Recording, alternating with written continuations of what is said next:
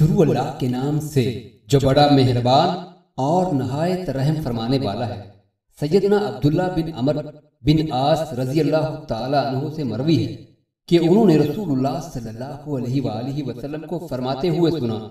اس ذات کی قسم جس کے ہاتھ میں محمد صلی اللہ علیہ وآلہ وسلم کی جان ہے، بے شک مومن کی مثال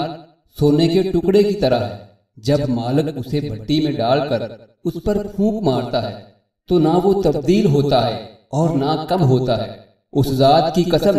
جس کے ہاتھ میں محمد صلی اللہ علیہ وآلہ وسلم کی جان ہے، بے شک مومن کی مثال شہد کی مکھی کی طرح ہے، جو پھول جیسی پکیزہ چیز کھاتی ہے، شہد جیسی پکیزہ چیز نکالتی ہے، اور جب وہ کسی چیز پر بیٹھتی ہے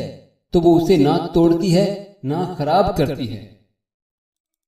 سیدنا جابر بن عبداللہ رضی اللہ تعالیٰ عنہ سے مروی ہے کہ نبی کریم صلی اللہ علیہ وآلہ وسلم نے فرمایا،